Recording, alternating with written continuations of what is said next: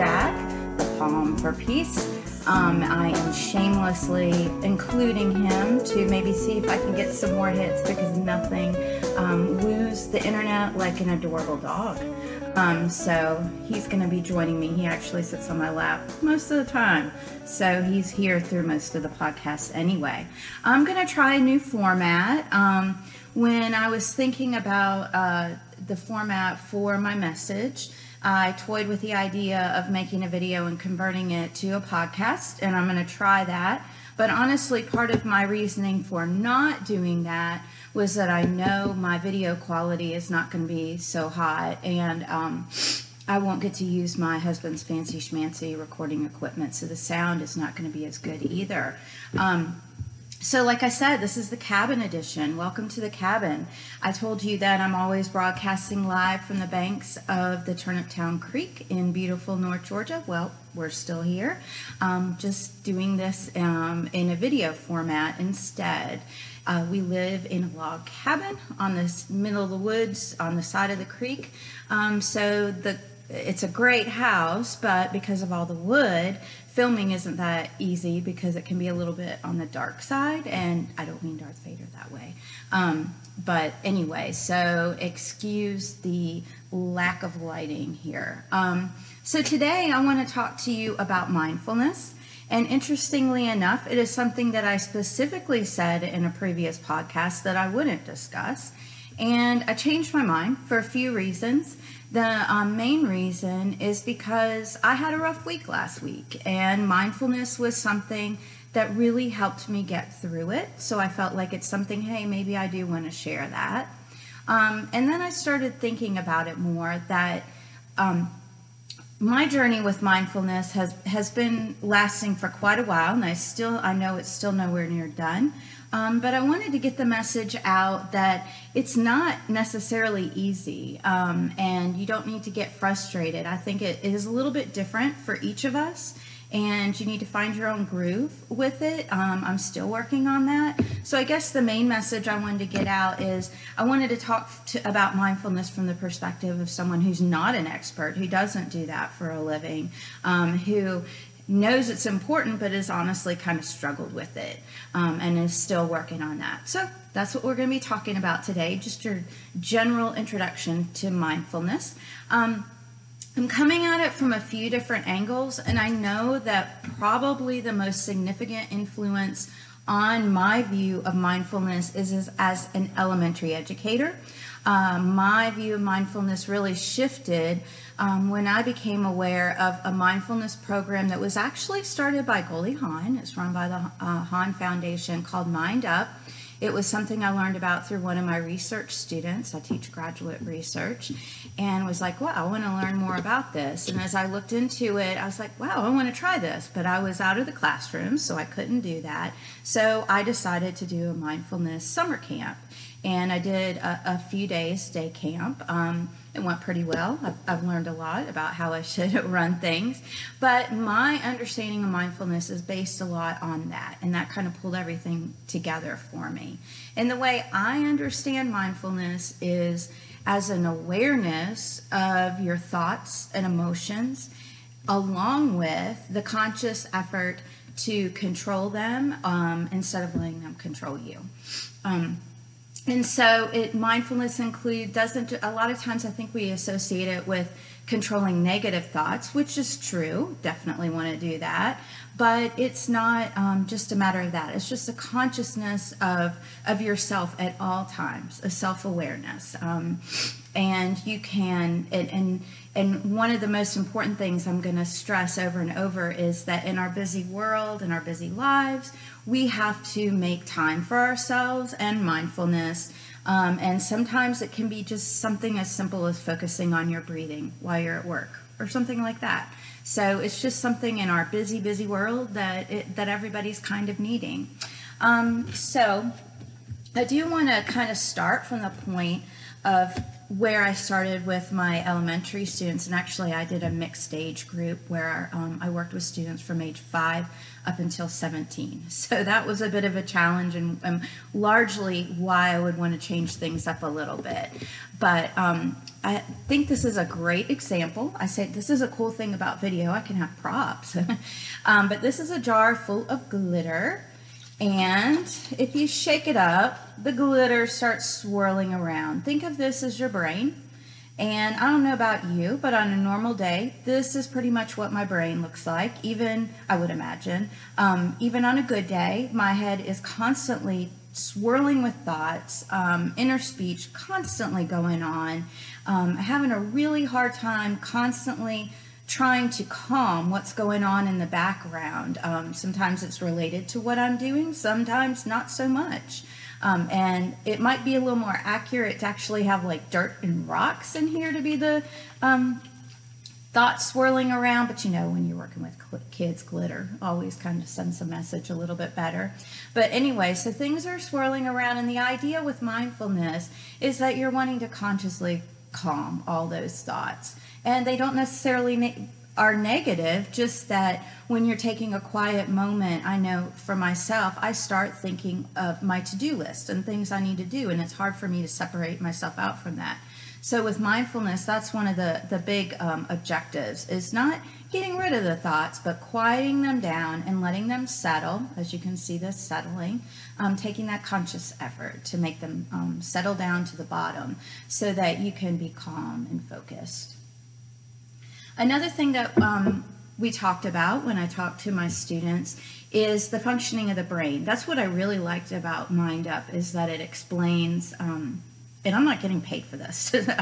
There's no kickbacks on this one for me. I just really liked the approach because it was grounded in science and explaining what's going on in our brain. And when you think of mindfulness in reaction to negative feelings, which was what I was working through last week, it's good to remind yourself that we function as humans on instinctual levels, and sometimes our instinctual reaction to a situation is not what's best for us and for the people around us. It's just our way that evolution has geared us to defend ourselves. And so when we are in a situation where we feel threatened or hurt, our amygdala kicks into action. That's the lower part of our brain that controls our fight or flight tendencies. And when you get upset, that kind of flares up. And if you let that do the talking and the thinking for you, you'll probably end up regretting it. So a big piece of mindfulness with kids is teaching them to recognize that, to back away from it, and get yourself calmed down so that the higher parts of your brain can do the functioning and the thinking and reasoning for you. So just to give you a little scientific background about what's going on. I think that the best way for me to explain mindfulness is to talk about my own personal journey with it. It started out quite a few decades ago. When I was 18 years old, I had the wonderful chance to be an exchange student in Japan. And actually, I wasn't a student. I was in a program, and I did an exchange with a family. Someone came and stayed with my family for a couple of weeks, and then I went back and stayed with his family in Japan for a couple of weeks. And besides being an 18-year-old in an unknown country by myself, pretty proud of myself because I'm an introvert, so that took a good deal of bravery. I also had the unique experience to be staying with a family where the mother's job was to teach Sado, which is the ancient Japanese tea ceremony. So I spent a good deal of my time in Japan immersed in that because I spent most of my time while I was there with her. So I learned quite a bit about it. And, you know, I want to tell you this great story about how I learned the art of the tea ceremony and perfected it. No, that's not how the story goes. In Japan, I was in Japan in late July, and the weather is actually similar to how it is here in Georgia. So it was really hot, and they don't have air conditioning in most places. Occasionally restaurants and stores do, but not in individual homes. So it's really hot, and we're doing this tea ceremony. And I want to remind you that it's not like a bunch of Southern belles gathering to have a tea party. It's not that kind of thing, not that fun, loud Alice in Wonderland thing we kind of think of. It's a very quiet, meditative process, and it can even take hours, depending on what ceremony you're doing. So I would be sitting there, very uncomfortable, because the position is actually not the lotus position. You sit on the floor on your calves. So my legs are aching, I'm hot, I'm sweating, I'm 18 years old, and I'm not thinking this is the most fun thing in the world. But I did know at that time a seed was planted, that something made me go, wow, this is pretty cool, that this is a part of this culture, that they're known for their technology and their innovation, but at the same time, Zen is a way of life. It's permeated into the culture, that they take this time to be quiet, to recognize ancient customs. Just really cool thing. But I will not lie, I didn't master it. I was, just sitting there gritting my teeth the whole time, grin and bear it, trying to not evaporate or have my legs fall asleep and fall over. But anyway, so that was my introduction at 18. Things kind of progressed as I got older. I started doing group fitness, and with that I was introduced to yoga, and which I still love to do whenever I have the opportunity. And a part of yoga, if you've never been to a yoga course, at the end of each class, there's a time after you've calmed down, your muscles are cooling, that you're laying down and just kind of calming down and quiet, listening to your breath, trying to move away from the day's care. And the funny thing is, for those moments, I loved the actual activity of stretching and moving. And then it came down to that quiet time, and I'm like, yeah, I'm going to get this. I'm going to be a meditator. No, my brain was always, I was calm, I felt good, but my brain was making a grocery list, and it just wouldn't stop. So then, we'll keep going. So I've been doing yoga off and on throughout the years. Then I was introduced to the notion of guided meditation. And that's something that I have tried off and on, and still try. But I'll just be honest that when I try it, I don't know. I guess I just can't take it seriously. I hear someone trying to talk me through it, and maybe I've been an elementary school teacher too long, that I just want to giggle, and I can't concentrate. And that's Piper the cat, and she agrees. So anyway, so that didn't really work for me. So it's been a struggle. I've been really trying. I knew this was something I needed because I am an intensely emotional person. Anybody who knows me can verify that fact. And for most of my life, I tended to just constantly react on those emotions. I was the kind of person that if you got in an argument with me, we were going to sit up all night and get through it till we reached an agreement, even if it took 3 days. And I have, in my older years, realized that sometimes the best thing to do is just to take a step back. And part of that is mindfulness. I also know that I can be my own enemy at sometimes. Like I said, my inner speech is just constantly going and going.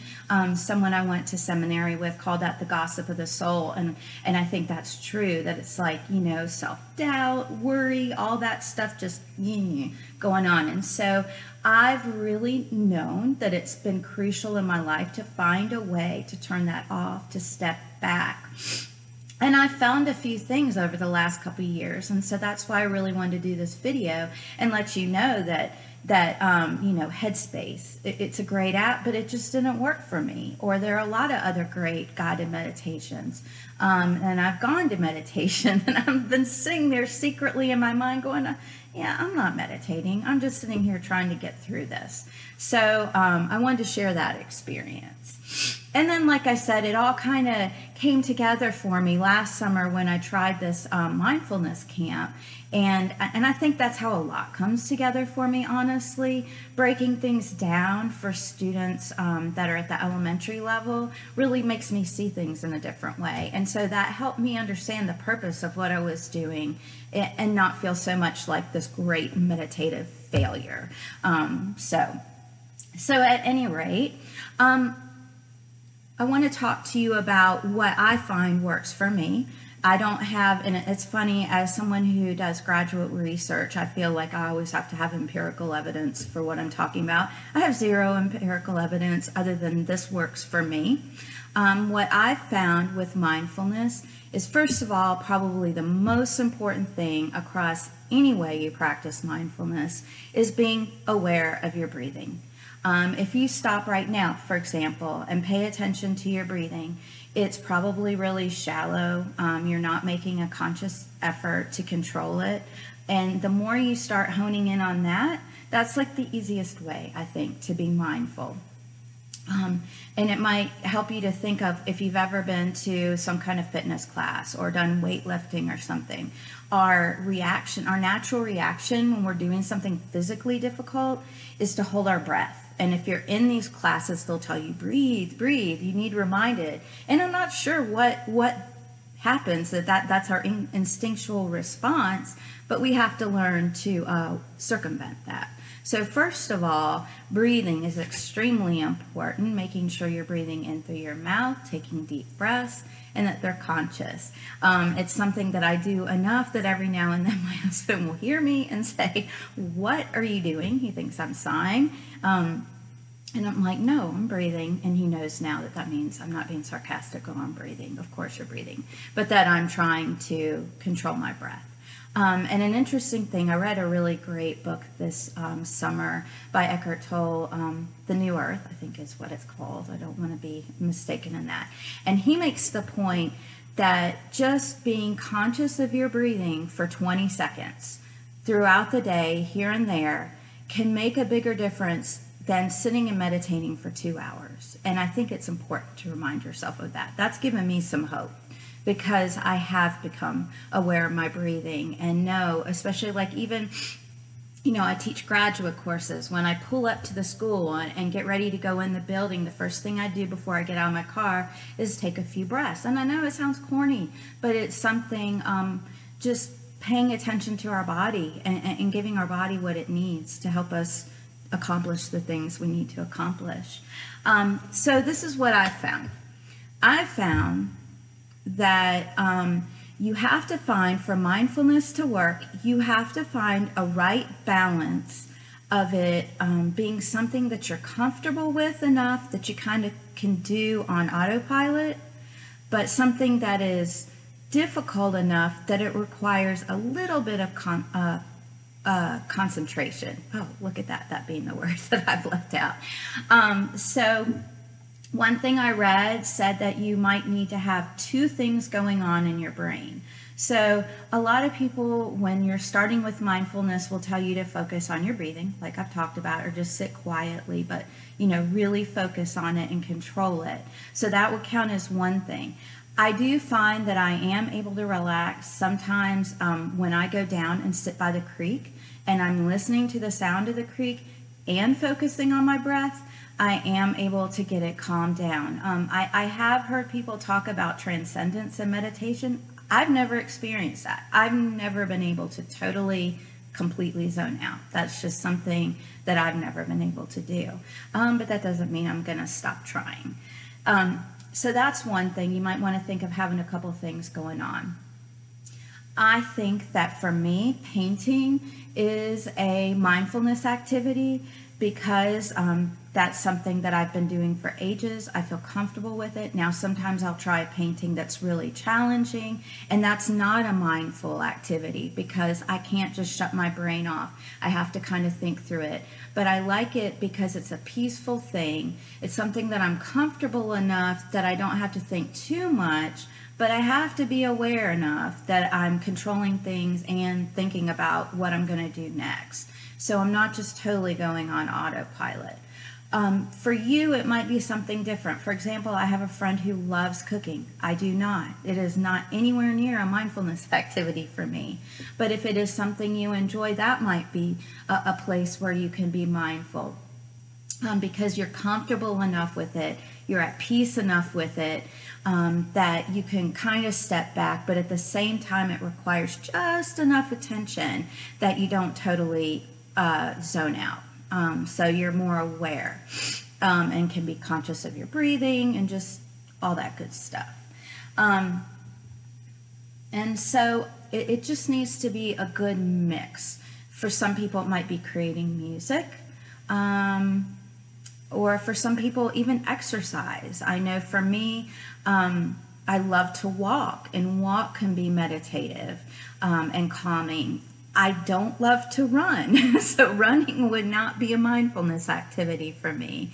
But if I'm walking, I'm in control enough, I feel comfortable enough, I don't feel like I'm going to run out of breath and keel over. So I'm able to focus on my breathing and just kind of come to a different kind of peace. Piper agrees. She also prefers walking to running. And you could tell if you saw her body. And the one thing I do want to mention, well, you might be thinking, well, what about watching TV? And I love that Eckhart Tolle explains that when you're really wanting to reach a level of mindfulness, you're trying to go above the chatter that's going on in your brain. But when you're watching TV, you're going below the chatter, that you're not rising above it, you are just completely shutting yourself off. And not only that, you're opening yourself up to whatever messages are coming in, and you're just not even processing them the same way if you were totally aware.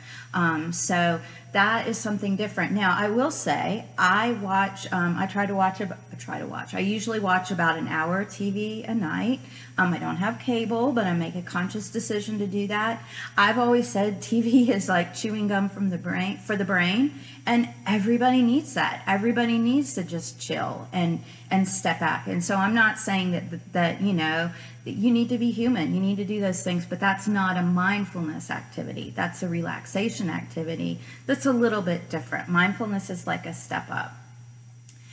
So as I'm closing, I want to talk about a few things. One thing I didn't mention is another form of mindfulness meditation called passage meditation. And it is something that I tried without success. And like so many things that I've tried that route. And in passage meditation, which a lot of people find as a great tool, there are books out there. I'm actually going to read a passage from one of them at the end of this. But in passage meditation, you memorize a meaningful passage to you. And as you're breathing, as you're quieting yourself, you repeat that passage over and over in your brain.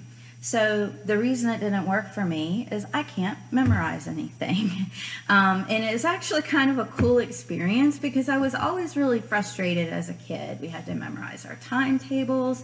I remember in middle school, it was horrific. We had to memorize the Bill of Rights and stand up and say it or something we had to do and recite it. And besides being an introvert and nervous, I also knew I'm not going to remember this. And now in my adult life, I'm realizing I just really can't memorize things because I've spent the entire summer trying to memorize the prayer of St. Francis of Assisi, and I can't.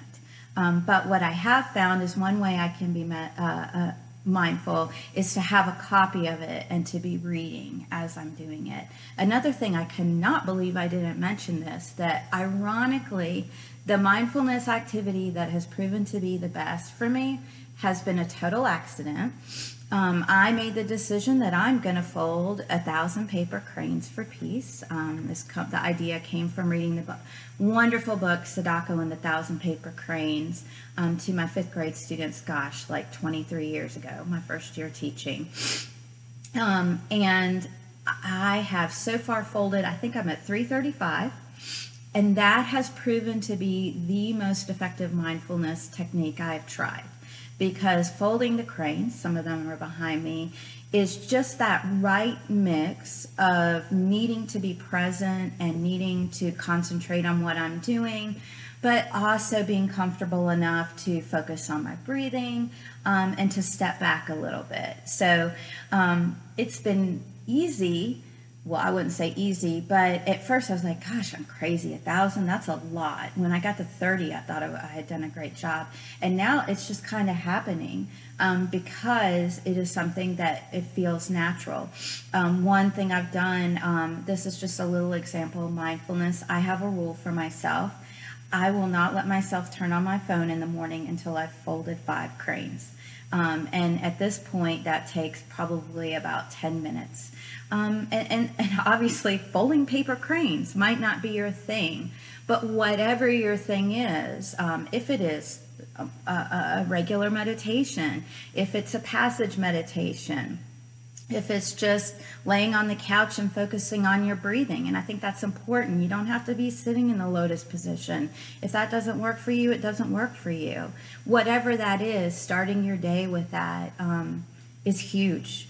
And we have to make a conscious effort. You know, I work online. My email is how I stay connected to everything. And once that thing is on, it's on. So I think it's important to take time in the morning to not be on.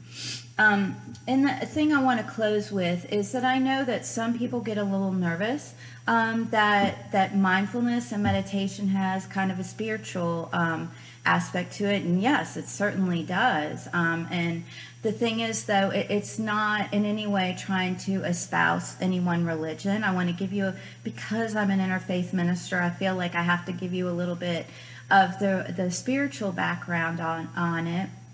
And one thing I want to do is clear up an misunderstanding about Buddhism. And Buddhism is often misunderstood. It is something where it is a philosophy that can fit in with other religious practices. That's what makes it so awesome. Buddhists don't worship Buddha as a god.